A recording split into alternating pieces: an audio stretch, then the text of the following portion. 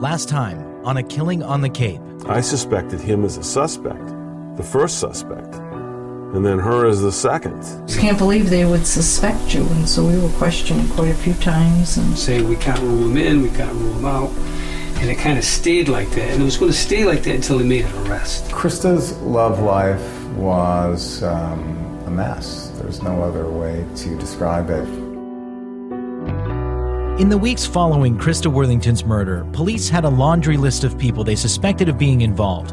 Tony Jackett, the father of Christa's baby, and his wife Susan were questioned by police, but investigators were forced to turn their attention elsewhere.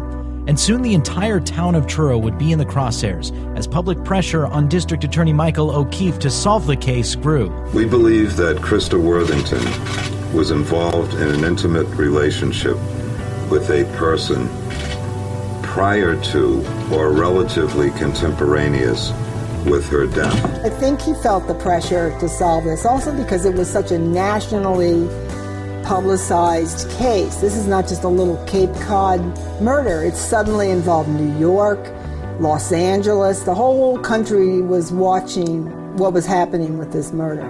From ABC Radio in 2020, I'm Mark Remillard, and this is A Killing on the Cape.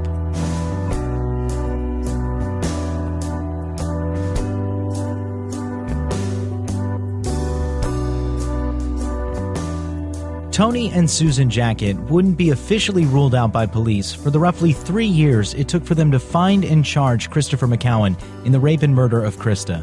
Both had recalled where they were the weekend Christa was killed, and the cops were satisfied. And despite the fact that Tony told police Christa had been, quote, nagging him for financial support of Ava several months before her death, Tony and Susan Jackett say things had smoothed over between them and Christa. Susan Jackett. it wasn't difficult. Once I got to know Christa, I liked her. I enjoyed her company. And I just felt sorry for her dilemma, for Ava's dilemma, my children's. And I said, if Tony and I are going to stay together, we have to make this work. The Jacketts weren't the only ones with the cloud over their heads, though. Like Tony, another former lover of Christa's would become a focal point of the investigation for police. And the fact that this man was the one who found her body only served to ignite the suspicion around him. I first met Tim Arnold after Christa's murder. We met Tim Arnold in episode 1. He was the ex-boyfriend of Christa's who arrived at 50 Depot Road on Sunday, January 6, 2002, to return a flashlight he'd borrowed from her. That's when he found Christa dead on the floor and ran back through the woods to his father's house to call 911 after he couldn't find a phone inside her house. 911, this line's recorded. What's the problem? It's Christa Worthington. I don't know what happened. I think she fell down or something. I'm sure she's dead. I think she's dead. Okay, is there somebody there? I'm a friend, and I just was returning a flashlight to her, and I saw a light on. Her 2-year-old daughter was there nursing on her body. Okay, I'll send them right over. God, thank you. Tim hasn't done interviews in years and wouldn't speak with us for this story, but author Maria Fluke, whose book Invisible Eden was published in 2004, did get to know Tim Arnold and believes he really did love Christa. He was the first person I think I spoke to who knew Christa well, because he had had a relationship with Christa that lasted for a while and ended when they couldn't work through their problems. He came over to speak to me, and I asked him direct questions about Christa, about the depth of his feeling for her. He would say things like, "Can't talk about that. Nope, not going to discuss that," because he was in great pain. He was in pain over her death, but I think he was also still in pain because she had rejected him. Tim met Christa through a mutual friend, and the two began dating in the fall of 1999, according to what Tim told police on the night he found Christa's body. Ava had already been born by that time, and Christa's affair with Tony Jackett was over. Tim and Christa's connection to each other actually made a lot of sense. Tim is tall, soft-spoken, and good-looking, and perhaps most importantly, he's smart. I got to know him. He's a very pleasant person, an educated person. He's both a visual artist, he's a painter, and he's written a couple books. I think one reason Christa connected with Tim Arnold is that he was literary. He wrote a couple books. He wrote this book, The Winter Mittens, which is a children's book, but it's a very strange little children's book. It's very dark. Fluke says it's about a girl who finds a pair of mittens that causes it to snow. And at first that's a good thing, but then the snowstorm grows and doesn't stop, and the girl can't get the mittens off. Anyways, the point being that Christa and Tim seem to have had their love of writing in common, and they dated for about a year, with Tim eventually moving into Christa's house at 50 Depot Road and becoming very close with Ava. He became somebody who helped Christa. He was a babysitter, but also helped around the house. Ava started to call him Tim Mom. So he wasn't just Tim, he was Tim Mom, because he was like another mother. But it was also during that time that fault lines in the relationship began to emerge. And a growing issue was Tim's health problems, which included neurological and eyesight issues. But they had an intense relationship that I think at first she depended on him because she was a single mother and he was very helpful to her. But I think she saw that he had demands that frightened her. His eye condition bothered her because she told him, I worry you're going to fall on my daughter, because he had trouble walking sometimes because of his AVM eye condition, where, he often had to cover one eye to be able to see clearly, otherwise he would see double. She was sort of difficult with him. I mean, Tim said that she would criticize him for humming, and she would say she didn't want Ava to become a hummer. So he couldn't even hum, which is something you do when you're happy. You hum when you're happy. So in a way it was like saying to him, don't be happy around me. That's not a way I want to teach my daughter. I want to teach her more serious things.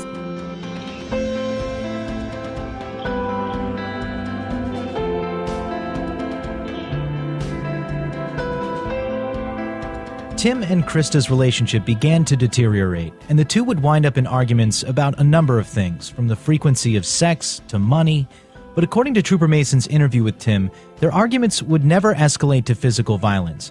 Tim told police that Christa would often be critical of him, but that when their arguments would boil over or reach a stalemate, he says he would end up walking away. One of the things that we all need to learn is that it costs us more in the long run to get deeply embedded and to fight not to get out when you know the time has come to get out. Neither of these people knew that, so they fought at the end. And it was destructive on both sides. Peter Manzo, author of Reasonable Doubt, The Fashion Writer, The Cape, and the Trial of Chris McCowen, he also worked as a consultant on this story. Tim says it wasn't a specific incident that drove him to finally move out of Christa's, but he told police that he had thought about it a number of times, and after growing tired of constant arguing, he finally packed his things and moved back in with his father in the fall of 2000, whose home is just a few hundred yards from Christa. That's the same home that Tim ran back through the woods to call 911 from the night he found Christa's body. But even though he and Christa broke up, Tim stuck around so he could stay involved in Ava's life, though police say he later acknowledged to them that he still harbored feelings for Christa and had in part hoped that he could rekindle their relationship. They remained in contact. It wasn't as if they stopped talking. He was hanging on. He didn't want to move on. And he felt rejected and stymied. After she threw him out of her bed, he continued to volunteer to babysit for her while she went to the movies with this one or went to a dinner party over here.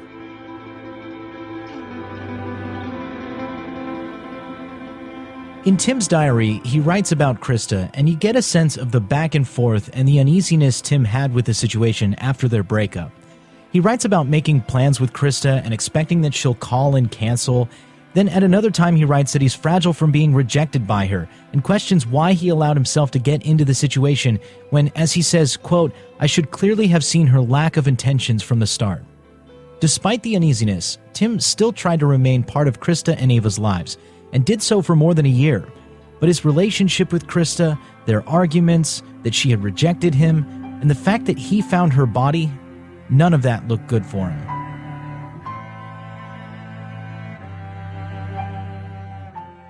Well, the police took Tim Arnold back to the station. Author Maria Fluke says after Tim found Christa's body, the police weren't the only ones that had questions for him.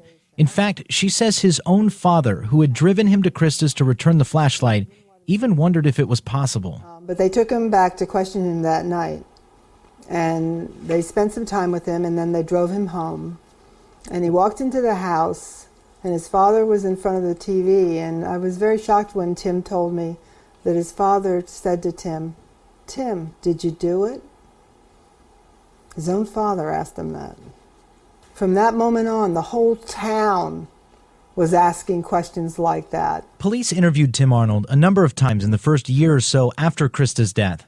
In his first interview, he told police that he'd been house-sitting down in Wellfleet, not far from Truro, on the day he found Christa's body. The house he was staying at didn't have a clothes dryer, and he'd been doing some laundry, so he asked his dad to come pick him up so he could dry his clothes at his father's house. Remember those health problems I told you about? Well, in the spring of 2001, so about 8 months before Christa's death, Tim underwent brain surgery, and coupled with double vision, he couldn't drive, so that's why his dad came to get him. So Tim is over at his dad's house doing laundry, and in the meantime, they're both watching the Patriots game. At some point, Tim calls Christa because, as he later told police, he had made tentative plans to have dinner with her that night. So he calls over there, gets no answer, and leaves a message. When the Patriots game ended, Tim's father, Robert, was about to drive him back to the house in Wellfleet and suggested that they return Christa's flashlight that Tim had borrowed a few days earlier on the way.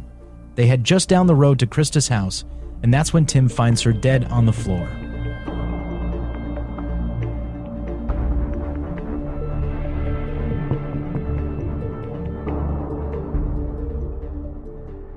My name is Russ Redgate. I'm a lawyer. I have been on Cape Cod for 30-some years. Russell Redgate was Tim Arnold's lawyer. I first met Tim in June of 2002. And it was in January when he discovered Christa Worthington's body.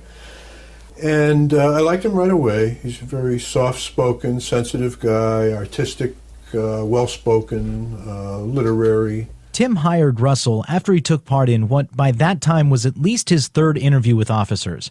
They had talked to him on the night he found Christa's body, and then again 3 days later on January 9th. But after that, they'd go 5 months without talking to him. In that time, though, they were still taking a hard look at him.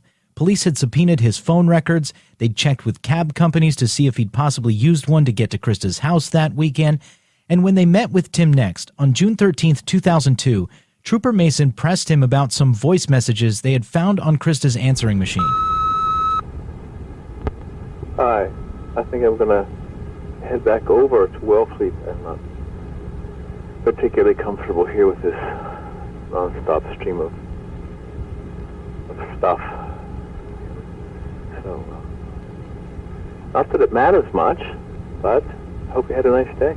Bye. Hi. Just calling to check and see if you have plans for the night yet. Bye. Hi. Sunday morning around 8. Would you like to go have coffee? Are you around? I thought you would be up. I'm sorry if you're not. Hey, take care. Christa. Hi, Christa. What's up with the movie? Is that a problem? Did I call too early? I mean, I get the feeling that this is one of those things where you say you'll call back and you're not going to. And I wondered what this is all about, if anything. So give me a call if you can, would you? Thanks. Well, I think you've made it very clear where you stand on the issue of friendship, so at this point, don't expect me to be around. Hi, Chris. Just to clarify, if you wanted to call to try to arrange for time for me to see Ava, that would be fine. I'll see what I can do. But I don't really think that we should see each other, even briefly. Bye.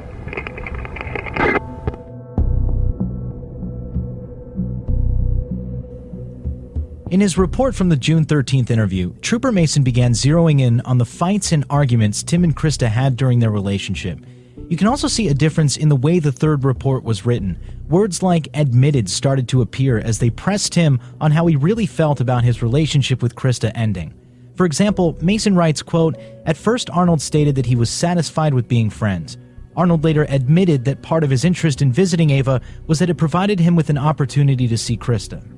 Trooper Mason's report concludes with them asking Tim for his journals as well as his computer, which he later turned over to State Police Sergeant William Burke. The report also states that Tim had later called Sergeant Burke to tell him about an incident in which he stopped by Christa's house unannounced, something he had been asked by Christa not to do, and that she saw him, quote, "peering in through the window." Tim told Sergeant Burke that he looked in the window because he had knocked on the door and there wasn't an answer. He told Burke that Christa was upset with him over that and added that if police were to find his fingerprints outside Christa's bedroom, quote, that would be the reason. So with the pressure ramping up from police, 3 days after that third interview, Tim called up Russell Redgate. The main job that I had when I met Tim was just to protect his rights, and I began with, in June, the month I met him, with a letter to the DA's office to say that after talking with my client, he's decided to decline the interview that he had already set up with police. He had talked to them more than once, and he had agreed to talk again, but then, I don't know, I think his father kind of steered him to, you ought to talk to a lawyer. And the first letter simply said that we're going to decline the interview that he set up, but he wants to cooperate and further interviews are possible. It's just that I have to be involved in arranging the circumstances, setting the ground rules. And for the next 6 months, there appears to be a radio silence between police and Tim Arnold. That is, all the way up until January 17th, 2003, so just over a year after Tim found Christa's body. Trooper Mason wrote a report that day that said Tim had called him at his office and was upset that they had not cleared him from being involved in Christa's murder. Tim had heard that he was the chief suspect, and despite my advice, he called up Chris Mason, and he asked me, he said, "I've heard that I'm the chief suspect," and Chris Mason told him, "Yes, you are." It was very upsetting. He certainly had a sense that he was under suspicion. There was no doubt about that. But that he was the chief suspect among so many others probably alarmed him, probably made him apprehensive. Anyone who's under suspicion when they talk to me or any other criminal lawyer, one of the things they want to know is, am I going to get suddenly arrested? And you can't tell them no, because it might happen. You know? The fact that Tim was the chief suspect was so alarming and upsetting to Tim that by the next day, Redgate says Tim was in the hospital. He was very upset about a lot of things at that time, mainly the case, but he was upset and maybe not thinking as clearly as he should have. I know that his psychologist was concerned that he needed help. She decided it would be best if he went to Cape Cod Hospital emergency room. He was admitted there, and they do have a psychiatric wing. I think they call it the Whitman Pavilion. And he was there at the Whitman Pavilion when, as I later learned, the police interviewed him. So, on the day after Tim calls Trooper Mason, shocked to learn from police he's the chief suspect in their murder investigation, Mason and Sergeant Burke pay him a visit at the psychiatric wing of the hospital he's checked himself into. There, they question him again about when he last spoke to Christa, why he went by her house that Sunday, and as Redgate says, the accusations were quite direct. They're police, and there's two of them. And, you know, you get a jab from one side and then a right hook from the other. You know, they were rough in the sense of verbally. And there were direct accusations, as you can see from Tim's testimony. When he described that, he said that more than once he would say something like, I had not killed Christa. And he said they would come right back and say, oh, yes, you did. According to police reports, Trooper Mason told Tim that he had heard about a fight in which Tim tried to break down the kitchen door, the same door that was apparently kicked in at the crime scene. Tim told Trooper Mason that he and Christa had been arguing one day and he had left. When he came back, Christa slammed the door and locked the deadbolt. Tim said at that point there, quote, may have been some pushing on the door, but that it wasn't broken down. Author Maria Fluke. Tim said that they accused him once of barging into her kitchen, that she complained that he barged into her kitchen. But this is a man that lived in that house, and he had an argument brewing with her, and he probably in anger just barged in. But it's that kitchen barging in scene that people like to talk about, but I don't think it was anything. Trooper Mason and Sergeant Burke tell Tim that his statements and actions were, quote, consistent with someone that was involved in the murder, and told him that if he was involved, he needs to tell them the truth. Tim again denied involvement, then said he wanted his lawyer, and the interview ended. The two detectives that went to the hospital, I know them both. I know Bill Burke much better. I like him. I respect him. They're police officers. And I will say that as much as I could criticize many things about the way they did things, what troubled me the most was that they'd received a copy of my letter saying he's not going to give any interviews. They have to be arranged through me. Russell says he heard about the hospital interview a few days later and called the district attorney, Michael O'Keefe, who's still the district attorney for the Cape and Island District to this day. When I learned that this had happened, that first day, the 21st of January, I was on the phone with a lot of people, including Michael O'Keefe. I talked with him, I think one short conversation early in the day, but later he called me at home at night when he was free, from his home to my home. And we talked. And he was emphatic that the police got nothing. And, of course, if they had, I think it would have been subject to suppression. I was pretty confident of that. But Michael said they didn't get anything. Tim just said nothing that could hurt him. So with Tim not cracking under the pressure and his health problems affecting his mobility and vision, officers started to doubt his involvement in the crime.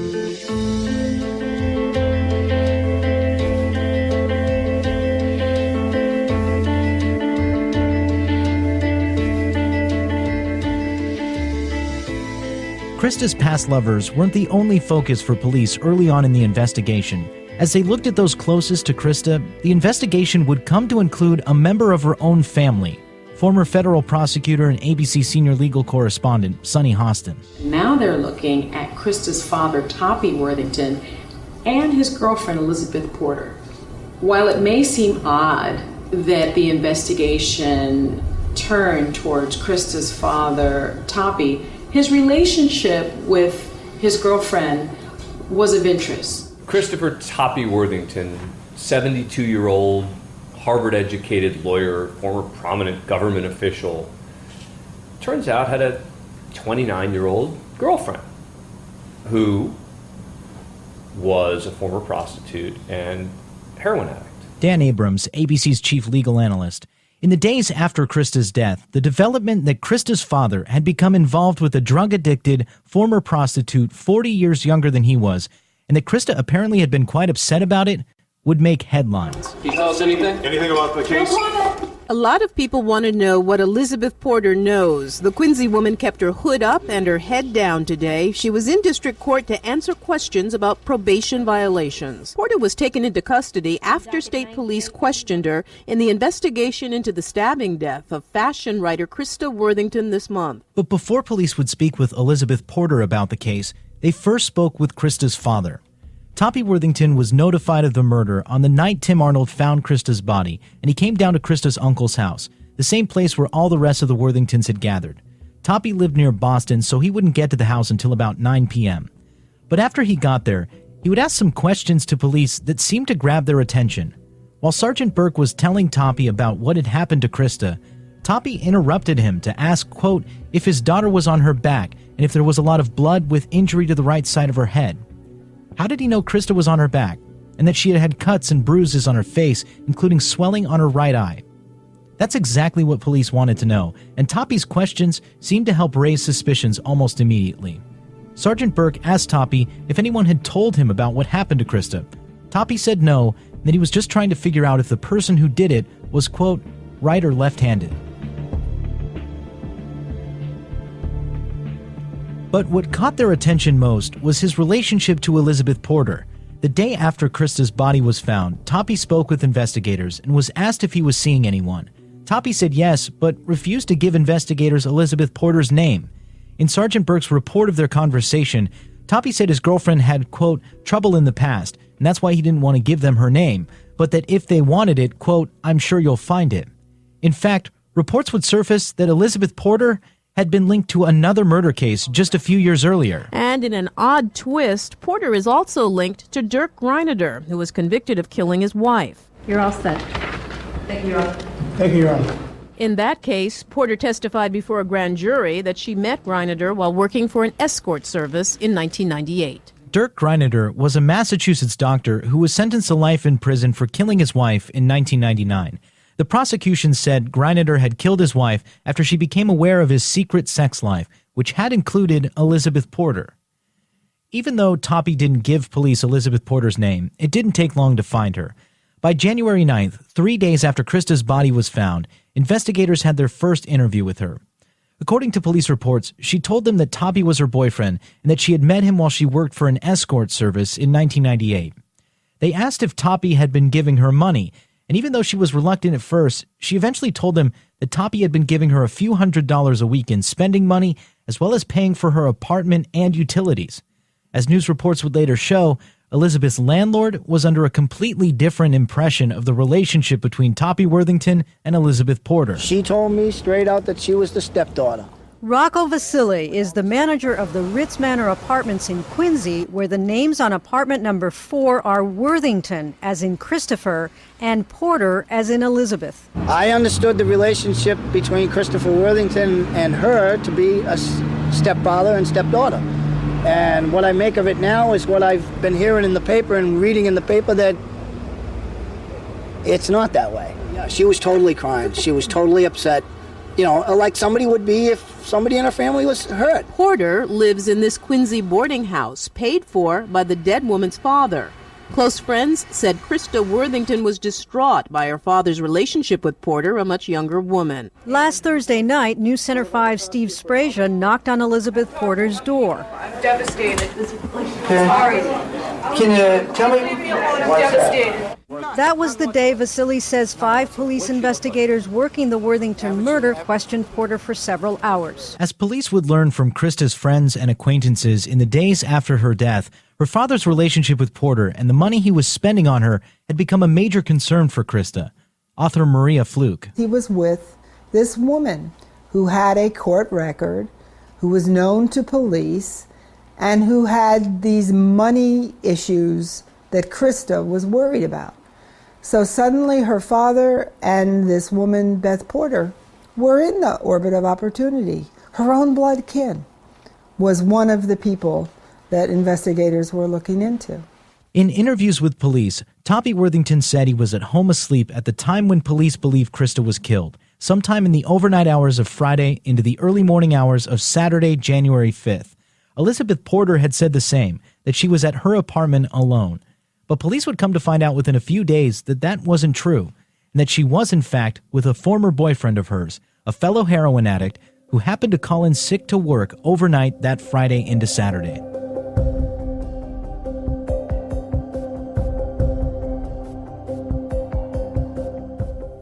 Elizabeth Porter's former boyfriend was a man named Eddie Hall.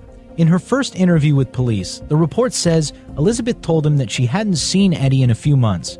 But investigators would come to find out that he'd actually been living with Porter at the apartment Toppy was paying for the last year or so.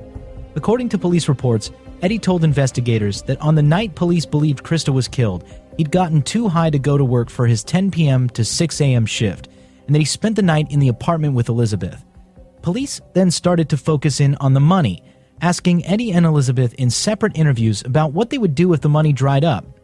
Eddie said they'd have to get clean and get jobs, while Elizabeth told them she wasn't that concerned about it. But police wanted to know if Christa's own attempts to cut off the money had driven them to kill. Author Peter Manzo. She went crazy over this thing. She screamed at her father. She wrote letters to the lawyer. She got her own lawyer. She wanted this stopped. She was watching her future share of the estate go away. It's impossible not to think that the father's girlfriend had something to do with Christa's murder, or at least at the very beginning, because Christa was getting in the way. It had all the logical rationale for a murderous act. Christa's friend, Eli Gottlieb. In one police report, Eddie told them Elizabeth had once said that she wished Christa was dead because Christa was upset with how much money Toppy was spending and that he was going to have to cut back. Eddie added, however, that after Christa's death, she said she felt bad for saying that. Police would ask point blank if Eddie had anything to do with Christa's death. He replied, quote, "Hell no," and said Elizabeth couldn't have done it either because she'd been with him that weekend. Police would ask all three of them, Toppy, Elizabeth, and Eddie to take polygraph tests. And remarkably, both Toppy and Elizabeth would fail their tests, while Eddie's results were inconclusive. The trooper who administered Toppy's test wrote that he was deceptive and showed significant responses to the question, "Did you plan with anyone to harm Christa?" While Elizabeth's report said she showed deception and significant responses to the questions, "Did you stab Christa in that house?" and "Did you plan with anyone to harm Christa?" ABC's chief legal analyst, Dan Abrams. So failing a polygraph isn't going to immediately say, we've got our people or our person, but it is undoubtedly going to lead to a lot more questions. When police came to speak with Elizabeth about her polygraph test and told her that she, quote, flunked it, Trooper Mason writes she became emotional and claimed that she was dope sick and so her results were invalid. She told them she'd cooperate in any way to prove her innocence. She said she'd even give them hair samples, DNA, and fingerprints if necessary.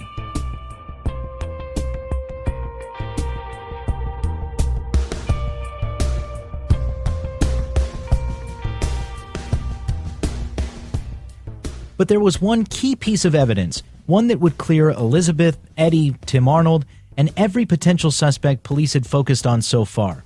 The DNA, the unknown male DNA found inside and on Christa's body.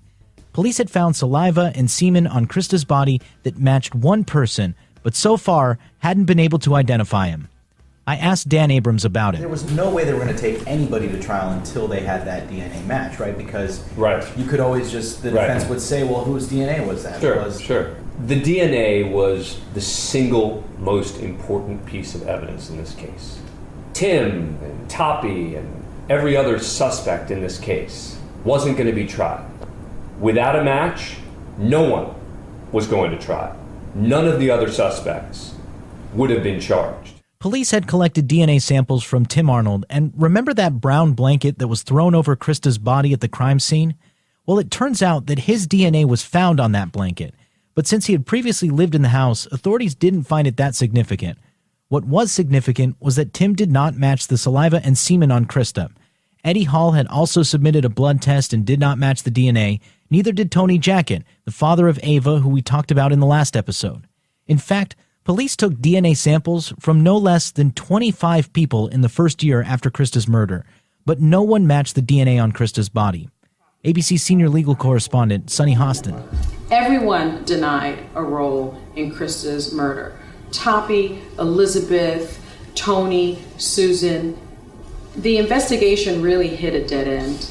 They found no evidence that any of the people they had been investigating were involved in Christa's murder. So they turned to what many people call a forensic Hail Mary to try to get some leads. So in an effort to find out who last had sex with Christa, police would take their most unorthodox step yet, and it would grab national headlines. On World News Tonight, murder, DNA, and a crisis in the nation's crime labs. It drew national attention because police tried to find the killer by asking every man in a small town to submit DNA. Investigators took the controversial step of launching what's called a DNA dragnet. The district attorney is asking all male residents, 790 of them, to voluntarily give DNA samples. While in Truro, I asked former FBI profiler and ABC News consultant Brad Garrett about the DNA sweep. How unusual is it for essentially every male in the community to have been some kind of suspect at one point by doing a DNA sweep? There's something that happened in this case that I have maybe heard of one or two other times where law enforcement and the district attorney's office decided to swab every male in the community. And it's a very controversial thing to do because you're really asking people, and it has to be voluntary, to give up their DNA. So you're basically saying my entire community is a suspect. When authorities announced the DNA dragnet, Massachusetts State Trooper Christopher Mason defended the move. We are turning to the Truro community and asking that they look inward and begin to consider the possibilities that exist within their community. Who may have interacted with Christa Worthington? Who do they know has interacted with Christa Worthington? From an investigative standpoint, it is efficient and it is effective. It allows us to couple an assertion that I was not the donor of that DNA, that I do not know Christa Worthington, with forensic evidence that supports that assertion. So what investigators did in the early part of 2005 was stand out front of businesses in town asking men to voluntarily give up their DNA. All over town, from the pizza place to the dump, police are collecting evidence, hoping to find the man who had sexual relations with 46-year-old Worthington before she was murdered. And one of those spots where police asked for samples, less than a mile from Christa's house. I'm going to pull in here. This is the post office that the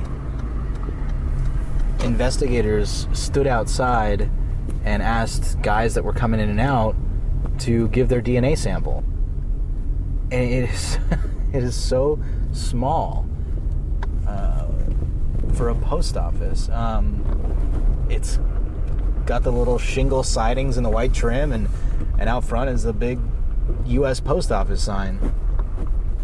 But this was kind of where the center of town is.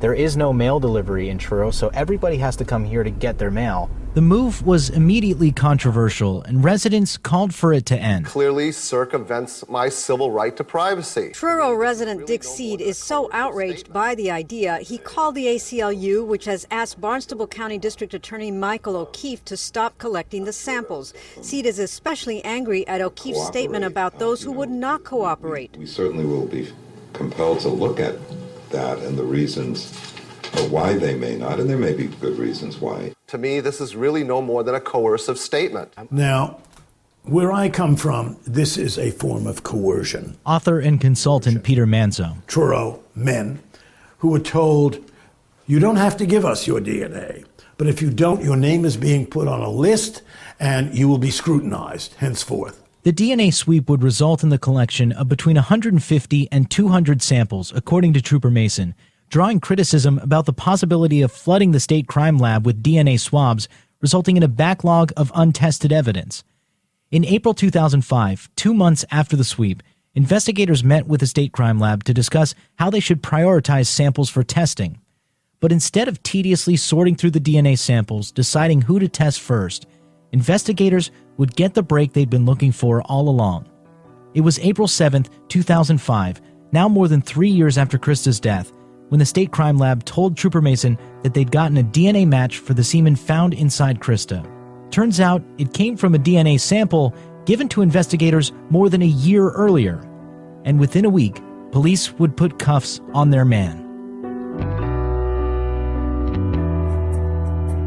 Last night at approximately 7:15 p.m., detectives from the Massachusetts State Police Detective Unit assigned to my office arrested Christopher A. McCowen, age 33. When an arrest was made, we were stunned, especially since the person who was arrested was not anybody we had ever heard of. McCowen was an easy person to blame for the crime. That's next time.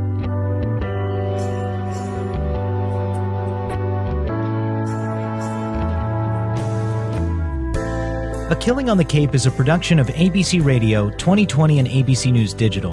David Sloan is 2020's senior executive producer. Terry Lickstein is our executive producer for this series. Karen Schiffman is our senior editorial producer. Reporting and production by myself, Mark Remillard, Karen Schiffman, Matt Wolf, Kerry Cook, Gail Deutsch, Mark Dorian, Jeff Schneider, Jonathan Balthaser, and Eric Mallow. Peter Manzo served as a consultant to ABC News for this story. His book is Reasonable Doubt, The Fashion Writer, Cape Cod, and the Trial of Chris McCowen. Our website is produced by Lauren Efron. That's at abcnews.com/A Killing on the Cape. There you can see pictures and pieces from the case, as well as maps and key locations from our episodes. You can also see documents and much more when our 2-hour 2020 television event on this story airs on ABC. Tune in or set your DVRs for Friday, November 24th, the night after Thanksgiving. Thanks for your feedback and for making A Killing on the Cape the #1 podcast on Apple Podcasts. New episodes every Wednesday on Apple Podcasts, Spotify, TuneIn, or your favorite podcast app. You can also find our other podcasts on the ABC News app or at abcnewspodcast.com. And if you like crime podcasts, check out A Murder on Orchard Street. Our friends at Nightline are investigating an unsolved murder and could use your help. I'm ABC's Mark Remillard. Thanks for listening.